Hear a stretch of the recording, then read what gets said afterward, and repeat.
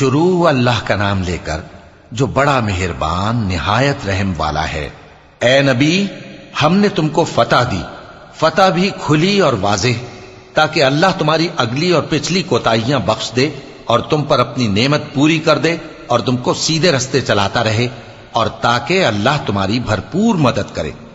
وہی تو ہے جس نے مومنوں کے دلوں پر تسکین نازل فرمائی تاکہ ان کے ایمان کے ساتھ اور ایمان بڑھے، اور آسمانوں اور زمین کے لشکر سب اللہ ہی کے ہیں، اور اللہ جاننے والا ہے، حکمت والا ہے۔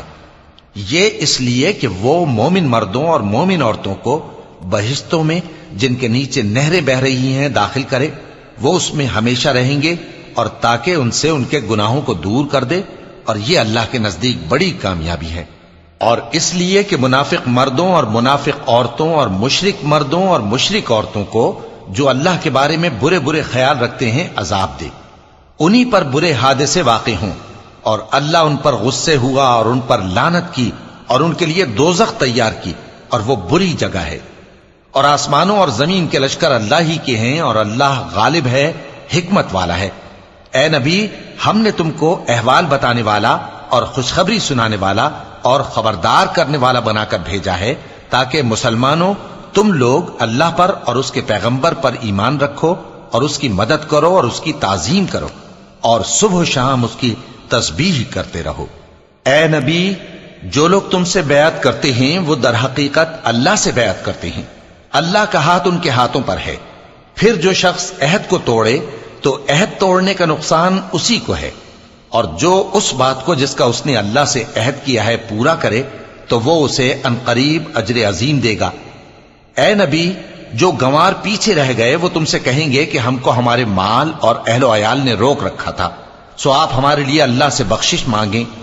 یہ لوگ اپنی زبان سے وہ بات کہتے ہیں جو ان کے دل میں نہیں ہے۔ کہہ دو کہ اگر اللہ تم لوگوں کو نقصان پہنچانا چاہے یا تمہیں فائدہ پہنچانے کا ارادہ فرمائے تو کون ہے جو اس کے سامنے تمہارے لیے کسی بات کا کچھ اختیار رکھے؟ کوئی نہیں، بلکہ جو کچھ تم کرتے ہو اللہ اس سے واقف ہے۔ بات یہ ہے کہ تم لوگ یہ سمجھ بیٹھے تھے کہ پیغمبر اور مومن اپنے اہل و عیال میں کبھی لوٹ کر آنے ہی کے نہیں، اور یہی بات تمہارے دلوں کو اچھی معلوم ہوئی اور اسی وجہ سے تم نے برے برے خیال کیے، اور آخر کار تم ہلاکت میں پڑ گئے۔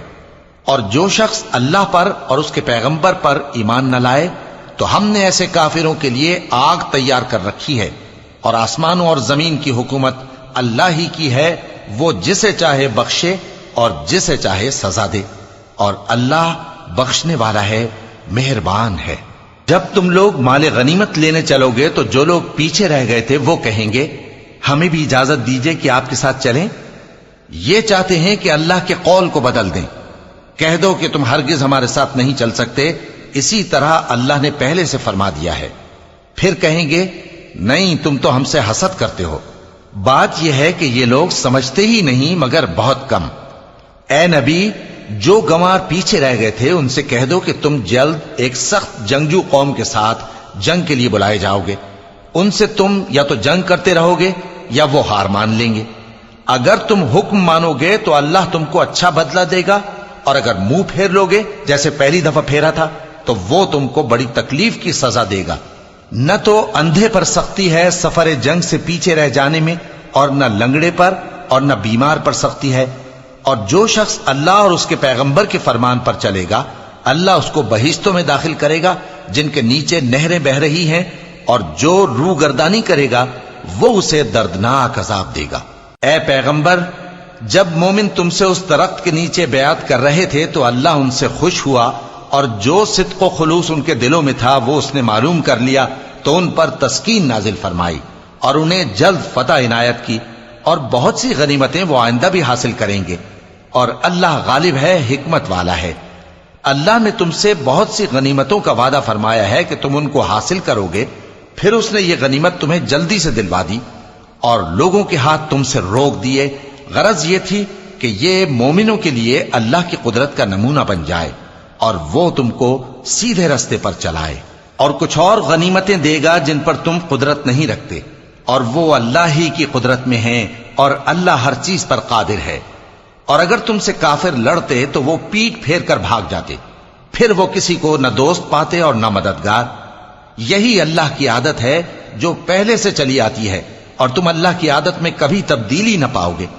اور وہی تو ہے جس نے تم کو ان کافروں پر فتح یاب کرنے کے بعد سرحد مکہ میں ان کے ہاتھ تم سے اور تمہارے ہاتھ ان سے روک دیے، اور جو کچھ تم کرتے ہو اللہ اس کو دیکھ رہا ہے۔ یہ وہی لوگ ہیں جنہوں نے کفر کیا اور تم کو مسجد حرام سے روک دیا، اور قربانیوں کو بھی کہ اپنی جگہ پہنچنے سے رکی رہیں۔ اور اگر ایسے مسلمان مرد اور مسلمان عورتیں نہ ہوتی جن کو تم جانتے نہ تھے کہ اگر تم ان کو پامال کر دیتے تو تم کو ان کی طرف سے بے خبری میں نقصان پہنچ جاتا، تو بھی تمہارے ہاتھ فتح رہتی، مگر تاخیر اس لیے ہوئی کہ اللہ اپنی رحمت میں جس کو چاہے داخل کر لے۔ اور اگر دونوں فریق الگ الگ ہو جاتے تو جو ان میں کافر تھے ان کو ہم دکھ دینے والا عذاب دیتے۔ جب کافروں نے اپنے دلوں میں ضد کی، اور ضد بھی جاہلیت کی، تو اللہ نے اپنے پیغمبر اور مومنوں پر اپنی طرف سے تسکین نازل فرمائی اور ان کو پرہیزگاری کی بات پر قائم رکھا، اور وہ اسی کے مستحق اور اہل تھے، اور اللہ ہر چیز سے خبردار ہے۔ بے شک اللہ نے اپنے پیغمبر کو سچا اور صحیح خواب دکھایا تھا کہ تم انشاءاللہ مسجد حرام میں اپنے سر منڈوا کر یا اپنے بال ترشوا کر امن و امان سے داخل ہوگے اور کسی طرح کا خوف نہ کرو گے۔ جو بات تم نہیں جانتے تھے اللہ کو معلوم تھی، سو اس نے اس سے پہلے ہی جلد ایک فتح عطا فرمائی۔ وہی تو ہے جس نے اپنے پیغمبر کو ہدایت کی کتاب اور دین حق دے کر بھیجا تاکہ اس کو تمام دینوں پر غالب کرے، اور حق ثابت کرنے کے لیے اللہ ہی کافی ہے۔ محمد صلی اللہ علیہ وآلہ وسلم اللہ کے پیغمبر ہیں، اور جو لوگ ان کے ساتھ ہیں وہ کافروں کے مقابلے میں تو سخت ہیں اور آپس میں رحم دل۔ اے دیکھنے والے، تو ان کو دیکھتا ہے کہ اللہ کے آگے جھکے ہوئے سر بسجود ہیں اور اللہ کا فضل اور اس کی خوشنودی طلب کر رہے ہیں۔ کثرت سجود کے اثر سے ان کی پیشانیوں پر نشان پڑے ہوئے ہیں۔ ان کے یہی اوصاف تورات میں ہیں اور یہی اوصاف انجیل میں ہیں۔ وہ گویا ایک کھیتی ہے جس نے پہلے زمین سے اپنی سوئی نکالی، پھر اس کو مضبوط کیا، پھر موٹی ہوئی، اور پھر اپنے تنے پر سیدھی کھڑی ہو گئی، اور لگی کھیتی والوں کو خوش کرنے تاکہ کافروں کا جی جلائے۔ جو لوگ ان میں سے ایمان لائے اور نیک عمل کرتے رہے ان سے اللہ نے گناہوں کی بخشش اور اجر عظیم کا وعدہ کیا ہے۔